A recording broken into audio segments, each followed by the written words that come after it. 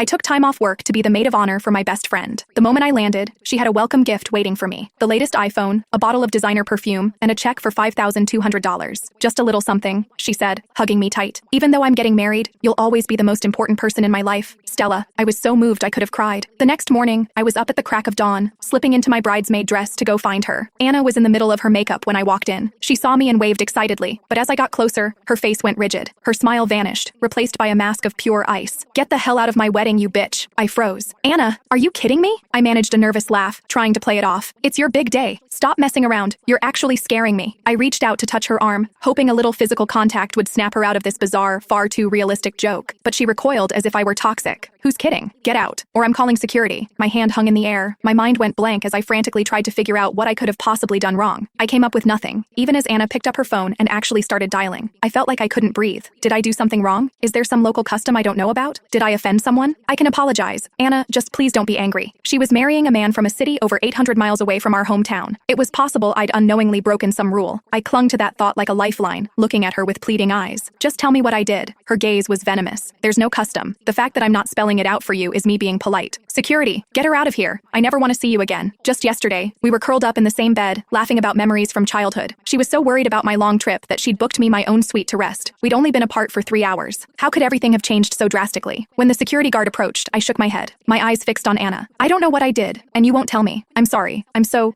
sorry. But today is the most important day of your life. Please don't kick me out. I'm your only bridesmaid. If I go, what will you do?" The words were barely out of my mouth before Anna lunged forward and yanked at the bodice of my dress. "Take it off." She shoved her makeup artist forward. "Any woman can do this job. I don't need you. Stella, get the hell out. I don't have time for your drama. My makeup isn't even done. You're going to ruin my entire wedding, you bitch." I clutched at the fabric to keep myself from being exposed, the word bitch draining all the strength from my body. I looked at her, defeated, and pulled the handcrafted fan I'd stayed up for nights making from my bag. I placed it gently on the table. "I wish you a happy marriage," I said, my voice hollow. "I'll return the dress to you shortly." Anna snatched the fan. For a fleeting second, I thought it was a sign of a truce. "I worked on that for so long," I said quickly. "I even burned my fingers. It's just the style you love." The next second, she smashed it on the floor right in front of me, the delicate frame splintering into pieces. She pointed a trembling finger at the door. "Get out." Back in my room, I took off the dress and sent Anna a text. "I'm still at the hotel. If you need anything, just call me." A red exclamation mark appeared. The message failed to send. She had blocked me. I fell onto the bed, utterly defeated, the why screaming in my mind. But the only answer that came was a knock on the door. It was security, sent by Anna to escort me off the premises. I dragged my luggage through the lobby, past the large, smiling photo of the happy couple, and stood shivering in the cold wind. I had to know. Even if it was the end, I deserved to know why. I called the groom. The phone connected. The man who had been nothing but polite and charming to me before suddenly spat venom. "You have the nerve to call me? Anna has the worst luck, having a slut like you for a friend. Get lost." That one word,